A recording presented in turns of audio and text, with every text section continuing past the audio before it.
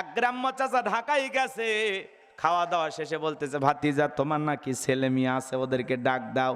এইবার ভদ্রলোক ডাক দিয়েছে, ব্রাশ ফায়ার। মুরব্বী চাচা মারছে দৌড়, ডেকে বলে, ভাতিজা আমার ব্রাশ ফায়ার করে মাইরো না। কয় কেন? কয় আমি গরিব মানুষ, আমার এইভাবে মাইরো না। কয় না চাচা, আপনি না আমার ছেলে মেয়েকে দেখতে চাইলেন? বলে হ্যাঁ দেখতে চাইছি। তো চাচা থামেন, ছেলের নাম রাখছি কিন্তু ব্রাশ, আর মেয়ের নাম রাখছি ফায়ার। এই হলো নামের অবস্থা, কথা কন ঠিক কিনা? নাম রাখছে মনু, মোনা, সোনা, দিনা, কথা কয় না গো। আপনাদের এলাকায় এগুলো নাম আছে? কি নাম, নামের কি বাহার। আল্লাহ আমাদের হেদায়েত দান করেন। সুন্দর একটা নাম রাখবেন, ছেলে হোক মেয়ে হোক, চমৎকার সুন্দর। আয়েশা, ফাতেমা, খাদিজা, হাজেরা, এগুলো নাম পছন্দ হয় না। সন্তানের নাম রাখছে শাবনূর। হ্যাঁ কি হলো চাচা, নাম সুন্দর রাখার দরকার নাই? জি, কথা ঠিক আছে। তো চতুর্থ নাম্বার দায়িত্ব হলো সন্তানকে দ্বীনি ইলম শিক্ষা দেওয়া, কোরআন সুন্নাহর জ্ঞান শিক্ষা দেওয়া। সন্তানকে যদি মানুষের মতো মানুষ বানাইতে চান, কোরআন সুন্নাহর জ্ঞান শিক্ষা দিতে হবে। 12টি হক বলতে গেলে ওইদিকে আবার 1.5-2 ঘন্টা চলে যাবে, বলার সুযোগ নাই। লোকমানে হাকিম তার সন্তানদেরকে ডেকে বলেন, ইয়া বুনাইয়া, হে আমার বৎস, হে আমার কলিজার টুকরা সন্তান, লা তুশরিক বিল্লাহ, আল্লাহর সাথে কখনো কাউকে শরীক করা যাবে না। ইন্না শিরিকা লা যুলমুন আযীম, এই শিরিক হলো সবচেয়ে বড় জুলুম, সবচেয়ে বড় অপরাধ। একটা ছেলে ডেকে বলে, আব্বা আমার দেওয়াজ নসিহত হবে না, ইমামতি হবে না, আপনি আমারে টাকা দেন, আমি ব্যবসা বাণিজ্য করব। আপনারাই বলেন তো, আলেমের বেটা সবাই কি আলেম হয়? কথা বলা লাগবে, হয়? আলেমের বেটা সবাই আলেম হয় না, হাজিরি বেটা সবাই হাজি হয় না। হাজিরি বেটাও পাজি হয়, আলেমের বেটাও জালেম হয়, ডাক্তারের বেটাও ডাকাত হয়, আবার ডাকাতের ঘরেও ডাক্তারের জন্ম হয়, পাজির ঘরেও হাজির জন্ম হয়, জালেমের ঘরেও আলেম পয়দা হয়। কথা কোন ঠিক কি না?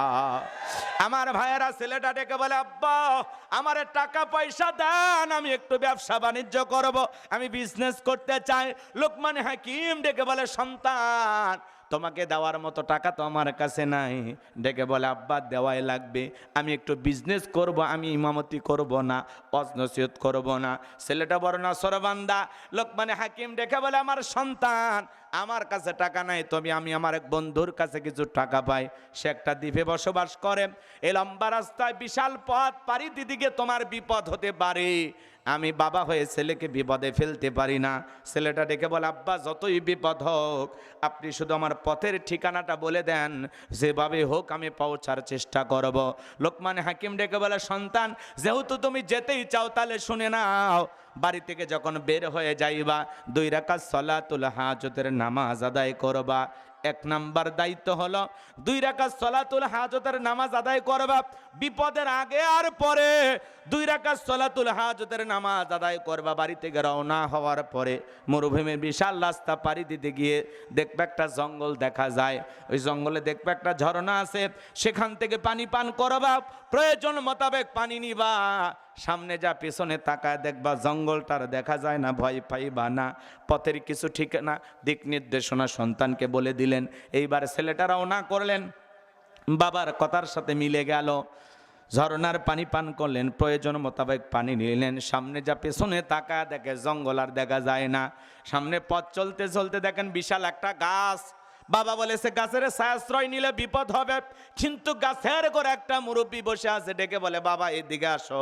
লোকমানে হাকিমের ছেলে বলে, না, বাবা বলেছে গাছের ছায়াশ্রয় নিলে বিপদ হবে। মুরব্বী ডেকে বলে, তোমার বাবা কি বলে নাই, একটা মুরব্বীর সাথে যদি চলতি পথে দেখা হয়, মুরব্বী যা বলবে তুমি তাই শুনবা? বলে হ্যাঁ বলেছে। তখন বলে, সন্তান ভয় পাওয়ার কোনো কারণ নাই, তুমি আমার কাছে আসো। এইবার লোকমানে হাকিমের সন্তান যখন গাছের ছায়াশ্রয় নিলেন, ক্লান্ত শরীর, মুহূর্তের মধ্যে ঘুম চলে আসছে। গাছের গোড়া থেকে একটা বিষাক্ত সাপ বের হইয়া লোকমানে হাকিমের সন্তানটাকে সবল মারলেন। মুরব্বী তাকায় দেখে সত্যি তো ছেলেটার বড় বিপদ হয়ে গেল। এইবার সন্তানটাকে বিষমুক্ত করলেন, সাপটাকে ধারালো একটা অস্ত্র দিয়ে মাছ বরাবর দুইটা টুকরো করলেন, পিছনের অংশ ফেলা দিয়া মাথার অংশটা লোকমানে হাকিমের সন্তানের ব্যাগের ভিতরে তুলে রাখলেন। ঘুম থেকে যখন জাগ্রত হয়েছে ডেকে বলে, বাবা সত্যি তোমার বড় বিপদ হয়েছিল, বিষাক্ত একটা সাপ তোমারে সবল মারছিল, আমি তোমাকে বিষ মুক্ত করেছি, আর কোনো ভয়ের কারণ নাই। এইবার লোকমান হাকিমের সন্তান 2 রাকাত সালাতুল হাজতের নামাজ আদায় করলেন আর ডেকে বলে, মুরব্বি ওই জনবসতি এলাকায় গিয়ে বাবার পরিচয় দিলে তারা সেই দ্বীপের রাস্তাটা আমাকে বলে দিবে, আমি চলে গেলাম। মুরব্বি ডেকে বলে, বাবা আমি যদি তোমার সঙ্গী হই তোমার কি কোনো আপত্তি আছে? বলেন, আমার কোনো আপত্তি নাই। এইবার মুরব্বিকে সঙ্গে নিয়ে চলে গেলেন। ওই জনবসতি এলাকায় গিয়ে যখন বাবার পরিচয় দিয়েছেন, আমি লোকমান হাকিমের সন্তান, সবাই তাকে মহাব্বত করতে লাগলেন, ভালোবাসা দেখাইতে লাগলেন। বাবার পরিচয়ের কারণে সন্তানের প্রতি মহাব্বত করে, এরকম পরিবেশ আছে না নাই? লোকমান হাকিম শুধু মাঠে ময়দানে ওয়াজ নসিহত করতেন এমনটা নয়। যেই লোকটা রাখাল তার সম্মান মর্যাদা আল্লাহ কেন দিলেন জানেন? লোকমান হাকিম শুধু মাঠে ময়দানে ওয়াজ নসিহত করতেন এমন নয়, তার কলিজার টুকরা সন্তানদেরকে একত্রিত করে সুন্দর করে কিছু উপদেশ দিয়েছিলেন। সেই কথা আল্লাহ রাব্বুল আলামিন বলেন, ওয়া ইয ক্বালা লুকমানু লিবনিহি ওয়া হুয়া ইয়াইযুহু ইয়া বুনাইয়া লা তুশরিক বিল্লাহ ইন্নাশ শিরকা লাযুলমুন আযীম। আরেকটু জোরে বলুন আল্লাহু আকবার। এ হাতীবান্দার কলিজার টুকরা যুবকেরা মনোযোগ দিয়ে কথাগুলো শুনে যান। আল্লাহ রাব্বুল আলামিন বলেন, স্মরণ করো লোকমান হাকিমের কথা। যখন লোকমান হাকিম তার কলিজার টুকরা সন্তানদেরকে একত্রিত করে বলতেছেন, ইয়া বোনাইয়া, হে আমার বর্ষ, আমার কলিজার টুকরা সন্তান, হে আমার হৃদয়ের স্পন্দন, সন্তানকে কিভাবে ডাকবেন আল্লাহর কোরআন আপনাকে শেখাচ্ছে। সুন্দর করে রাখতে হবে, আমার আব্বা জান, হে আমার কলিজার টুকরা সন্তান, হে আমার হৃদয়ের স্পন্দন, হে আমার নয়নের পুতুনি, আল্লাহু আকবার। কিন্তু আমরা এত আদর করে ডাকি না, আমরা ডাক দিই, বলটু এদিক শোন। সন্তানের নাম রাখছে বল্টু। আজ পর্যন্ত কোনো মাহফিলে শুনছেন যে আপনাদের সামনে ওয়াজ করবেন হযরত মাওলানা বল্টু সাহেব? এই বল্টুরা জীবনে কিছু করতে পারে? এ বাজান, আজকে অনেক বাবা মা এখানে উপস্থিত হয়েছেন, যদি জিজ্ঞাসা করি আপনার সন্তান আপনার কাছে হক পাবে কয়টি? বলতে পারবেন? কথা কয় না, কথা কয় না গো। কয়টা? 140টা না কি কয়? 140। আপনার সন্তান আপনার কাছে হক পাবে 12টি। জোরে বলেন কয়টি? সন্তানের হক তো বোঝেন না, খালি ভেজাল পাকায় যান। বাপ হইলেই হইল না, রাগ করতেছে না? বলবো সন্তানের 1 নাম্বার হক কি? সন্তান জন্মগ্রহণ করার সাথে সাথে ছবি একটা তুইলা ফেসবুকে পোস্ট করা, কবুল হজের সব। হ্যাঁ, বাচ্চা জন্ম হইতে দেরি, ফেসবুকে ছবি যাইতে দেরি নাই। বাচ্চার ছবি ফেসবুকে ছাড়ে কয় বাবা হইলাম, বাচ্চার ছবি ফেসবুকে ছাইরা বলে চাচু হইলাম, মামা হইলাম। যেই মহিলা বাচ্চা ডেলিভারি করছে ওই মহিলা পর্যন্ত সেলফি, ওই অবস্থায় ক্লিনিকে হাসপাতালে থাইকা বাচ্চার একটা সেলফি তুইলা বলে অনেক কষ্টের পরে মা হওয়ার স্বাদ বুঝলাম। সিজার করে বাচ্চা হইলে স্বাদ কি বুঝলি? কথা কর না কে আপনার? অনেক ডাক্তার আছে যাদের বইয়ের সিজার লাগে না। মহামারীর সময় 80% মহিলার নরমাল ডেলিভারি হয়েছে, হাসপাতালে নেওয়া লাগে নাই। আজ থেকে 25-30 বছরের আগের ইতিহাস দেখেন, অধিকাংশ নারীদের বাচ্চা বাড়িতেই হইতো। আর এখনকার মা বোনেরা এতই অসহায়, ওই যে ডাক্তার আগেই ডেট দিয়ে দিচ্ছে, আপনার বাচ্চা 26শে রমাদান, আপনার বাচ্চা আসবে এপ্রিলের 26 তারিখ। কথা কন না, 26 আসার আগেই 16 তারিখে হাজির। এই সাইটে একটু হালকা ব্যথা, কই বাচ্চার পজিশন তো আগে ভালো দেখেছিলাম, এখন তো দেখি উল্টে আছে না নাই? এই যে ভয় ঢুকে দিল, কত সমস্যা নাই, 26 তারিখ ডেট দেওয়া ছিল, এখন ডেট একটু 19-20 হবে। বাচ্চা যেহেতু উল্টে গেছে, এটা ঘুরতে সময় লাগবে, সামনের মাসের 1 তারিখে হতে পারে। এই যে তারিখ দেয়, ওই আশায় থাকে যে ডাক্তার তারিখ দিছে, ঠিক ওই দিনই বাচ্চা হবে, আছে না? আহারে থাক, কষ্ট দেব না, মা বোনের আবার রাগ করে এগুলো শুনলে। হ্যাঁ, আপনি আল্লাহর ওপরে তাওয়াক্কুল করেন, পেটে আপনার সন্তান আল্লাহ দিয়েছেন, আল্লাহর ওপরে তাওয়াক্কুল করেন যে আল্লাহ আমার এই বাচ্চাটা যেন বাড়িতেই হয়, কোনো ডাক্তারের কাছে যেন যাওয়া না লাগে।